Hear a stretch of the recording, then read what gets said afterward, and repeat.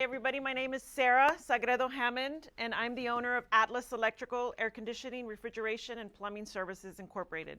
My father was a migrant worker, my mom is a migrant worker, and he went into the Air Force to give us a better life, and we started the company down here in the valley where they were grown from.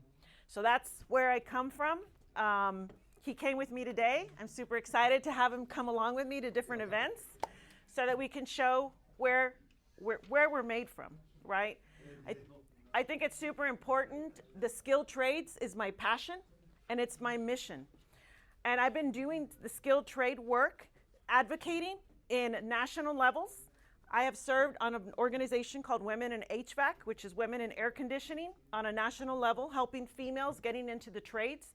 Right now, 4% of women are in air conditioning, 2.5% are in electrical, and under 1% are plumbers.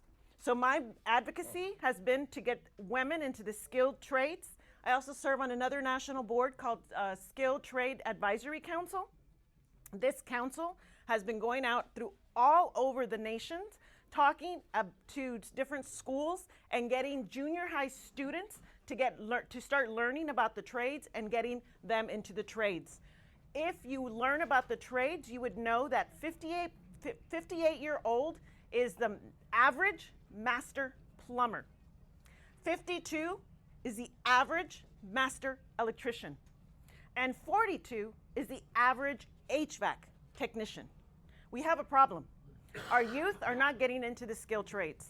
I've been an advocate here in the Valley at STC and South Texas VOTEC for many years, talking to so I've been serving in their boards as an advisory council member to their air conditioning departments. Because of the advocacy that I have been doing with STC, I'm super proud to announce that they're going to start a plumbing program at STC to bring in more plumbers. I don't just show up today just because I wanted to. I've been showing up in my community, building my community for decades. I've been fighting in Austin for over 9 years.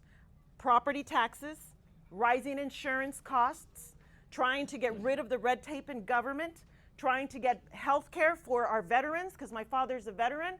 Takes him 4 to 7 months to get a doctor's appointment. That is not okay. We need to fix our health care and get some more telemed out there to the rural departments. So I have been advocating for 9 years at the Capitol for these bills to get passed, all Republican bills. I was approached to run for this seat. I never wanted to be a politician. That has never been my goal. I serve on the RGV Partnership Board, which is a regional board talking about legislative rules and laws for our area. I serve on the RGV Hispanic Chamber, dealing with small business all across the region. I've been doing that. I just cut off as chair just this past end of January. I'm now the past chair. I still have duties, but I don't have all the duties anymore. I serve on the HMM Foundation, which is a foundation that is a new foundation that is going through our region and educating women to get out of poverty. We're dealing with women to get them educated, to heal their heart, their mind, and their soul so that they can get stronger in their faith and we can get them better jobs. I serve on Angels of Love, and our company has donated over hundreds of thousands of dollars in the last decade to nonprofits, to associations, and to the skilled trade work. When they came to me and said, Sarah, you need to run for office, I said, you're crazy. I'll find somebody better than me. I am not a politician. They said, Sarah, you need to run for office. Month after month after month, and I kept saying, no, this is not who I am. I'm a servant leader. I will do the work. I roll up my sleeves. I give my hours. I make changes. I review budgets. I worked with attorney in bankruptcy law for 15 years, doing reconstruction of small business, reorganizing cities, and helping people get out of the hole. So I understand budgets. I can do anything all day long. Just give me the work and I'll do it. I'm not afraid of hard work. So when they came to me and said, Sarah, you're going to do this, I said, no. I'm going to tell you why. Because my father, I was raised in a home where you don't divide your community. I was raised in a home where I was told, you need to unite and bring love. You lead with love, you lead with God. You do not get involved in politics. You stay out of it. Why? Because it divides the community. There's so much hate. He said, we don't want to do that. You never want to be part of that, Sarah. So even though I was a treasurer for Mr. Ruben Villarreal in 2016 when he ran as a Republican, I've been treasurer for Ronnie Ontiveros, who's a Republican, and I was her treasurer in her campaign. I've block walked for people. I was the first person to give Monica de la Cruz a check when she came to me and she said, I'm going to run as the Republican and I'm going to change this district. And I said, here's some money. Go do it, honey. I have served and helped our community. I've just stayed out of the picture. I had never voted, even though I had done all those things, because that's how I was raised. You don't divide. So when they came to me, I laughed and I said, I don't do this. I am not that person for you. And it came to me, and the phone rang one day, and my father was sitting in front of me. We were at work. He came in to yell at me like he usually does. And he said, what's that face? And I said, oh, I don't want to answer the call. They keep calling me. And he said, what do you mean? Answer the phone. Put it on speaker. And when Daddy talks, you listen, right? So I answered the phone, and they said, the speech. Sarah, this is why we think you need to do this. Sarah, you need to come to Austin. Sarah. And I said, I'm not the person for you. And I hung up. And my dad looked at me and he said, why are you not taking that opportunity? Why are you not walking through that door? And I scoffed. And I said, you're the one who raised me not to do this. You're the one who said to stay out of it. That God, we have to bring God in our life first. And he looked at me and he said, we are already so divided in this world, and God is being taken out. And the one thing that I've learned and I've seen from you is that you unite your community. You were called to do this. You're going to go register to vote, and you're going to go run, baby. And my glass ceiling shattered. And I still said no, but I went to Austin, and I walked into this group, and they said, Sarah, we're going to put you in front of one of the largest Republican parties in the state of Texas. And I said, I'm not a politician. Don't give me bills to read. They put a paper in front of me. I said, I'm not going to, if it doesn't benefit my community, I'm not voting for it. If it's not good in faith, I'm not voting for it. And they said, think about it. Read over these bills. And I said, no. I said, I'm not going to do that. We're going to rather go in blind to this meeting and lead by faith. So I walked into this meeting, and two people walked in, and I knew them because I've been fighting at the Capitol for all these Republican bills. And they said, Sarah, what are you doing here? And I said, I have absolutely no idea, but I keep getting called, and I'm standing in front of you. And they turned around and looked at my campaign manager, or consultant, the consultant who was trying to get me involved. And he stood up and he said, this is our candidate. We're trying to encourage her to run for office. And that PAC turned around and said to him, whatever she is selling, we're going to buy. We've known her. She's shown up for 9 years. She's fought at the Capitol. She's testified. She's brought small business to the table when we needed them. She's brought organizations to come and support our bills, to reduce properties, to reduce insurance costs, to help our Medicare, to help our medical situation, to help our veterans. We know who this woman is. We don't need to sit here and ask her questions. I'm done. We're supporting her. We're going to sponsor you. We're going to be right behind you, Sarah, because we know who you are. You lead with God. And that's when I stepped into it. And that's why I am here. The last thing I want to say is that today President Trump did a national prayer breakfast. And in his speech, he said, prayer is a superpower of America.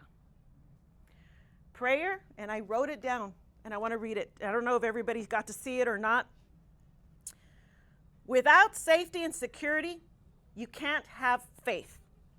Prayer strengthens, prayer heals, Prayer empowers and prayer saves. Quite simply, prayer is America's superpower. It always has been, and it always will be.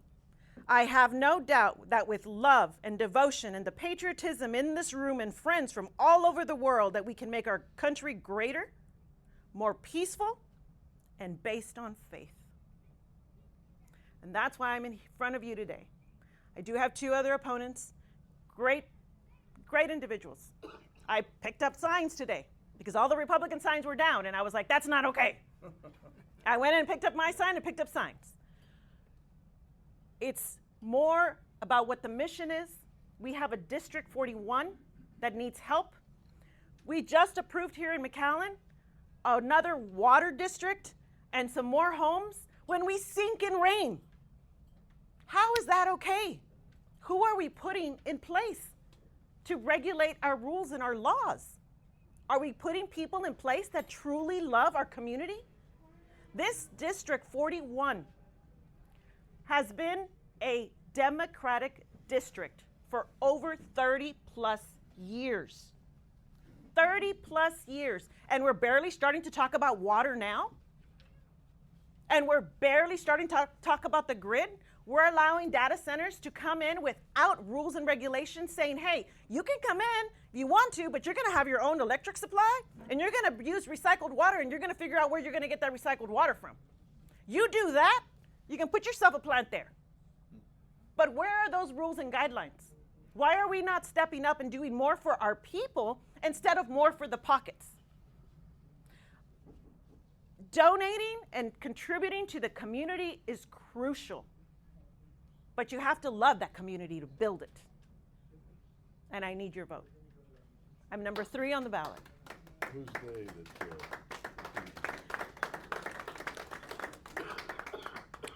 Mr. Sanchez, the individual who spoke, Sergio, and Mr. Groves. Who many people know Mr. Groves. He's been around. He does a ton in the...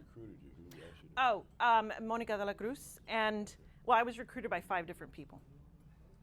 But she's a spearhead in the recruitment. She said Trump came to her and said, get me a community leader, get me somebody in faith, and get me a business owner. And what are you going to do about water?